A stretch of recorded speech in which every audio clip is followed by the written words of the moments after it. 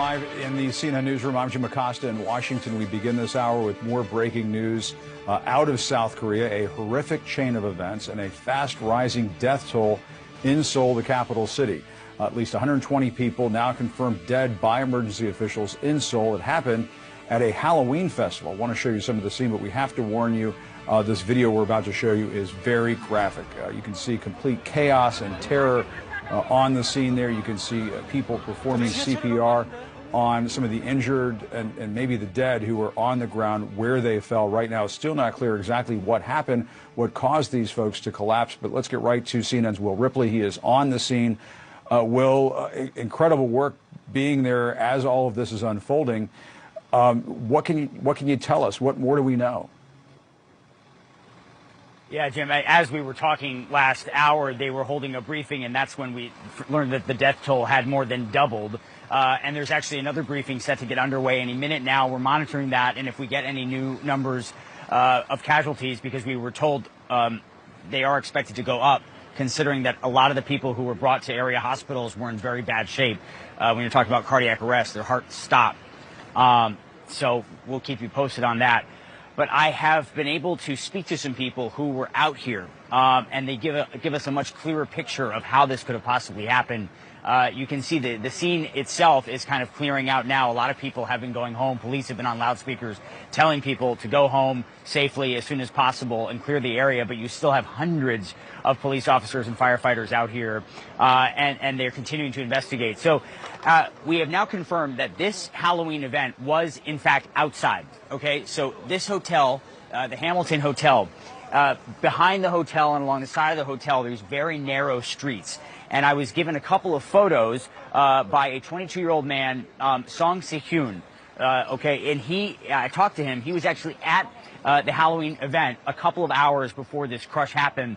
And so the pictures that he took were maybe 1 or 2 hours before the actual deadly incident. And hopefully we're able to show them for you on the screen. The street where this actually happened, all the police back here, they're still blocking it off. So we can't actually take you there. But you can see how narrow the street was and how thousands of people were packed in so tightly that they could not move. Let me play for you a portion of my conversation with him because he said that when he got stuck in this narrow street with all of those people jam-packed so tightly, he said, frankly, it was terrifying. Listen. And I saw the people like going to the left side, and I actually saw the person actually getting to the opposite side. So actually the person in the middle, they got jammed, and they have like no way to communicate, and they cannot breathe. He couldn't breathe.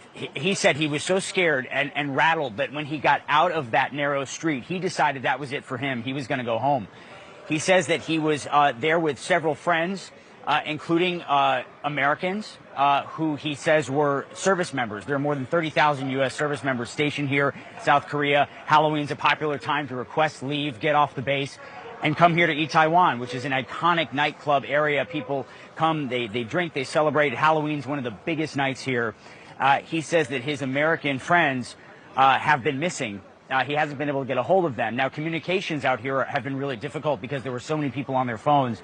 And so I asked him to please keep me updated to let me know if he hears from his friends. But this is the situation that so many people that I've been talking with out here, Jim, are in. They're frantically trying to reach their friends on the phone, friends who were, packed in these side streets just around the corner here, and they have not been able to get a hold of them. And earlier, about an hour ago, we saw a lot of the stretchers, with bodies as they were rolling out, and you could see people's Halloween costumes, even though they were covered with sheets. These were people who were out here celebrating, and in a very, very tight, narrow street with just too many people.